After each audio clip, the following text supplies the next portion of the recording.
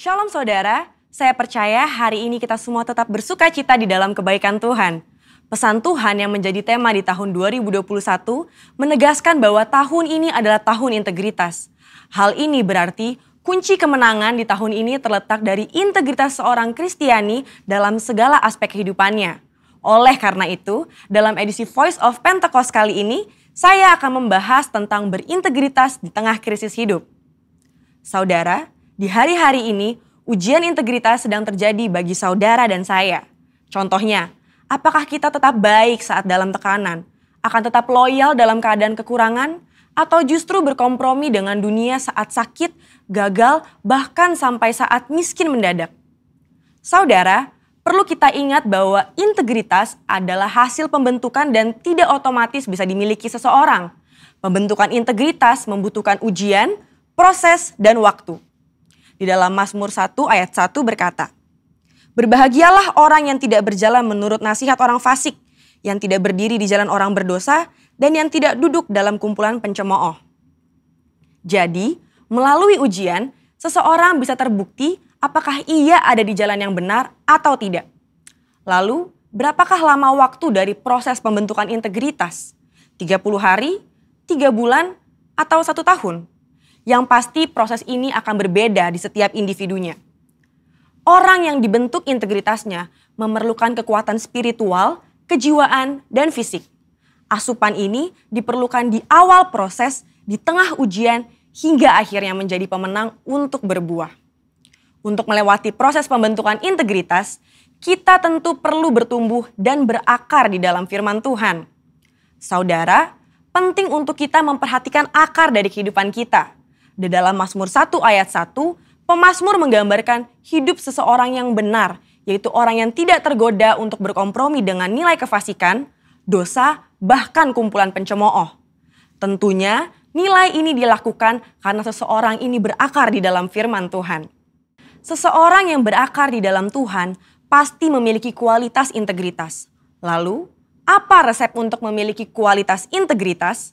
Sesuai dengan Mazmur 1 ayat 2, kita harus menjadikan Taurat itu kesukaan dan merenungkan Taurat itu siang dan malam. Kata kesukaan dan merenungkan firman Tuhan menggambarkan hubungan yang dimiliki orang berintegritas dengan Tuhan. Mazmur 1 ayat 3 berkata, "Ia seperti pohon yang ditanam di tepi aliran air, yang menghasilkan buahnya pada musimnya dan yang tidak layu daunnya. Apa saja yang diperbuatnya berhasil."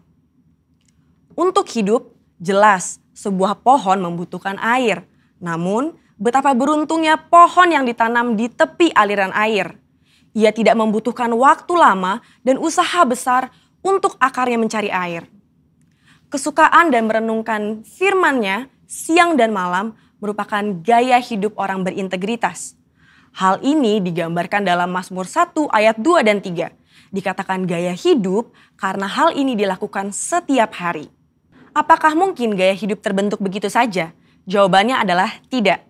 Hal ini dimulai dari cinta mula-mula. Namun orang benar perlu membangun disiplin rohani dan memelihara cintanya.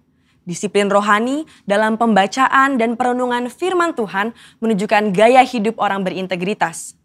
Seperti pohon yang bertumbuh dan berakar di tepi aliran air, akan mudah untuk bertumbuh dan berbuah. Demikian digambarkan gaya hidup orang yang berintegritas, yang kesukaannya ialah merenungkan firman Tuhan siang dan malam. Dalam Yohanes 15 ayat 7 dan 8 berkata, "Jikalau kamu tinggal di dalam aku dan firmanku tinggal di dalam kamu, mintalah apa saja yang kamu kehendaki dan kamu akan menerimanya. Dalam hal inilah Bapa-Ku dipermuliakan, yaitu jika kamu berbuah banyak dan dengan demikian kamu adalah murid-murid-Ku." Di ayat ini, Yesus menjelaskan hubungan sebab akibat yang erat antara gaya hidup merenungkan firman dengan berbuah dalam kehidupan. Apa buah yang diinginkan Tuhan dihasilkan oleh setiap umatnya? Buah-buah yang Tuhan ingin kita hasilkan adalah buah pertobatan, buah kehidupan, buah karakter, dan buah jiwa-jiwa. Selain itu, apa dampak lain dari tertanam di tepi aliran air? Dalam Mazmur 1 ayat 3 menjelaskan dengan tidak layu daunnya. Hal ini sama dengan kita memiliki daya tahan yang tinggi terhadap berbagai situasi kehidupan. Situasi sulit dan krisis hidup bisa datang kapan saja. Saat ini, kita sedang mengalami pandemi COVID-19 dan resesi ekonomi. Situasi ini dapat mengganggu integritas seorang untuk kompromi dengan dosa, untuk menyakiti sesama, putus pengharapan, bahkan tidak lagi percaya kepada Tuhan. Lewat pemazmur, Tuhan hendak mengatakan kepada kita bahwa dari hubungan seseorang dengan Tuhan, lewat gaya hidup cinta akan firman Tuhan, bukan hanya agar kita berbuah, tapi juga agar kita tetap berintegritas. Di mata Tuhan, orang seperti ini dipandang dan dijanjikan apa saja yang ia perbuat berhasil. Saya percaya kita yang sudah mendengar ini akan semakin memperhatikan akar kita, perhatikan gaya hidup kita, dan perhatikan hubungan kita dengan firman Tuhan. Saudara, untuk penjelasan yang lebih lanjut dari tim teologi kami, silakan klik link yang ada di atas atau scan QR Code yang tersedia. Salam integritas, Tuhan Yesus memberkati.